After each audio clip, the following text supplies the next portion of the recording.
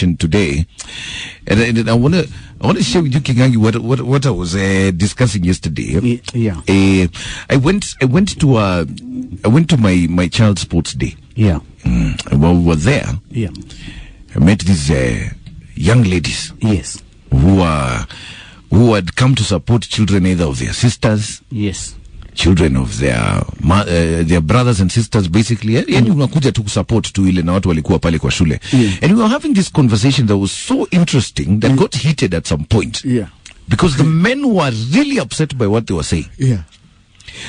They were saying they had what we call lists. I'm talking about women who are between 25 and 30 years old. Yeah. Saying, mimi nataka my future husband akikuja kunioa kuwe na kazi. Yeah.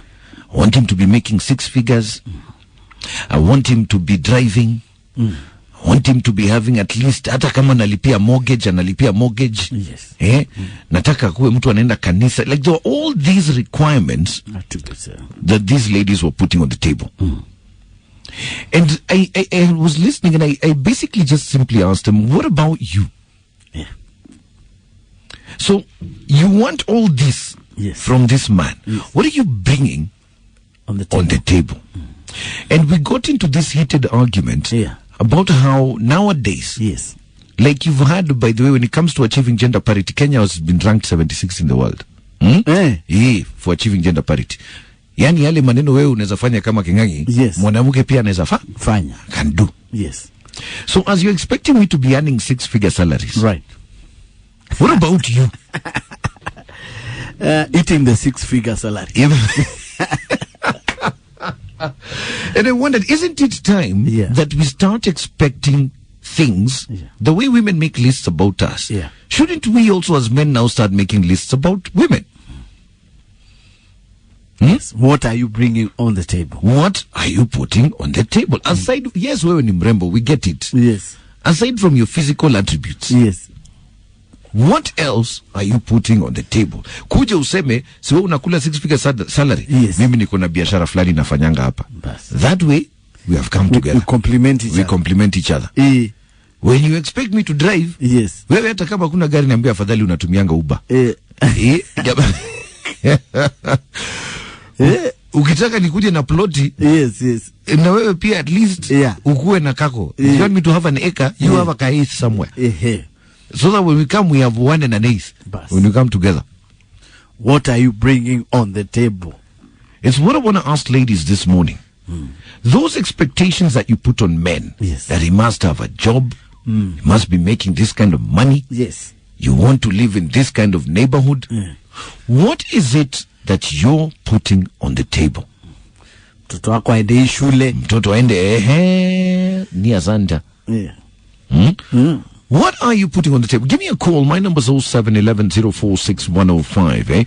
You can go ahead and give me a call. You can also tweet me at Mike Mondo1 at Clan Discuss on Sunday. No, on Saturday it was. It was anything to go by. And you understood how the man-child can really be in trouble. A lot of women today put expectations on the kind of what their man should have.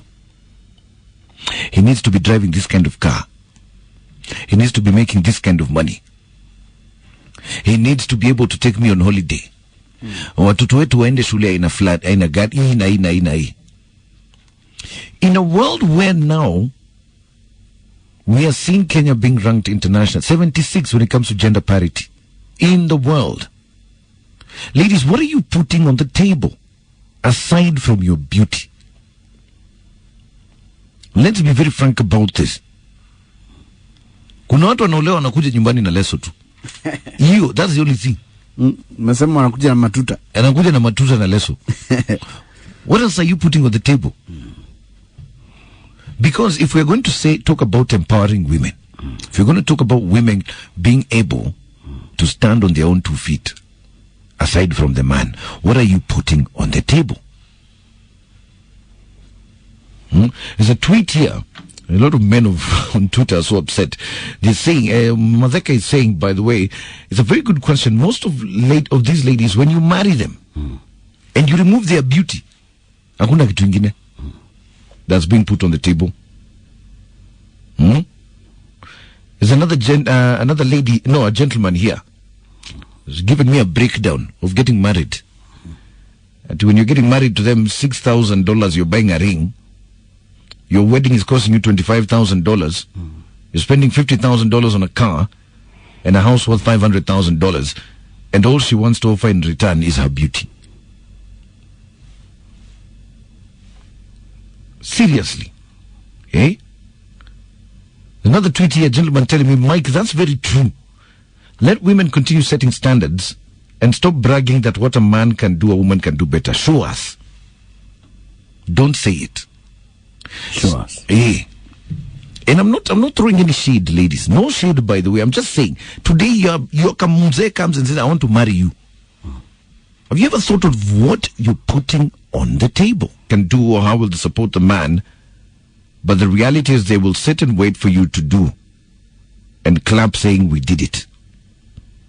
I've seen it a lot. And by the, like I said, ladies, no shade.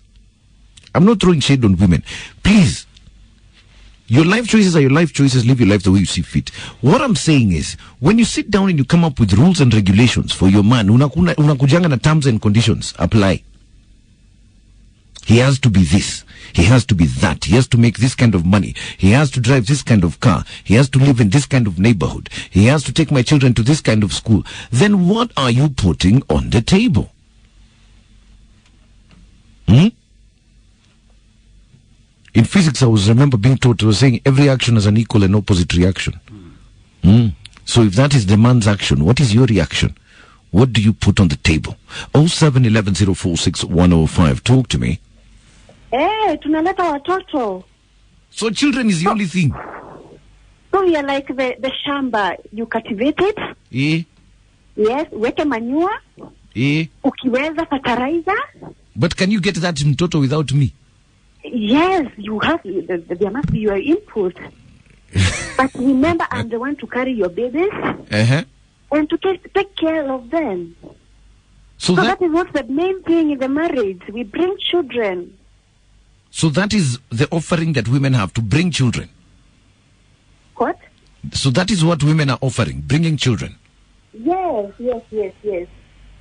Haya. That is the key thing in the marriage. Children are very important. Watakula nini? That is the thing. That is the main thing. The man is marrying a woman to get children. So he has to have everything a woman wants so that the woman can bring children. Haya. And like Kingangi is asking watakula nini? See, wewe na wewe lazima ukue umetafuta. That's why you are looking for those who are with 6 figures. Yes, with a good car. My children should be wabebe na gari poa. Na waende shule poa. Na wewe tu ni kuzaa. Kuzaa tu. Yeah. I should go in that house with a lesson only. Guy Jesus. Yes. Have a good day. You too. Kingangi. Umesikia? Do you know this is the same conversation I was having? Yeah. Ladies were telling me, Mike, where? Ati mimi nioe mtu ambaye hana kazi. Ati nioe mtu ambaye at is making only 50,000 a month. I can never. He has to make at least 100,000. After tax. Yeah. And me, I was asking, what are you bringing on the table? What are you? Okay, honestly, let's be very frank about this. We're talking about ladies and the expectations that you have of men. And the lists that you sit down and make about the kind of man you want. Kind of wedding you want. Kind of house you want to live in. Kind of car that he should drive, the kind of job that he should have, the amount of salary he earns per month. You make all of these requirements about what a man should have. And I simply asked this morning, what is it that you're putting on the table in exchange? To use a scientific term, marriage is about forming a symbiotic relationship with your partner. It's just that way. So if he's doing all of that, and we're talking about a world where nowadays women and men are equal, are considered equal, in terms of income, in terms of everything else. So what are you putting on the table? 0711046105. Talk to me. Ati kijana yangu mimi naona wasichana wetu wa siku hizi huruma. Kwa nini? Kwa sababu ndio kusudi wanazeekea kwa mlango. Hawapati mabwana kwa sababu wanajiweka kwa klasi ya juu. Ndio kusudi wanakosa mabwana. Mabwana wako, hata makanga wako.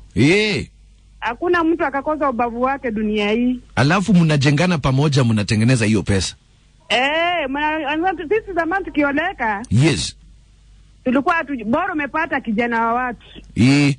Hatakuwa tujui maana ya nini ya pesa. Very true. Ama ya kazi. Very kijana yangu.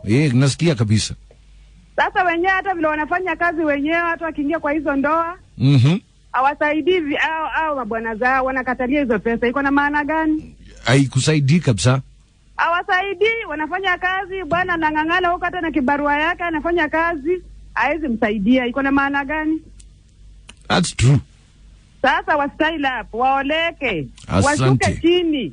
Bora wanaume wako, wanasema wana vijana wako kwa nini? Na ni wengi kwa sababu wanachagua, na wale wanaofanya kazi ni wachache, si ndio? Kweli kabisa. Sasa vijana wamejaa huko wa kibarua, wa mjengo, wengine makanga, ni wengi. Mtu asema ati vijana hawako wa kuoa.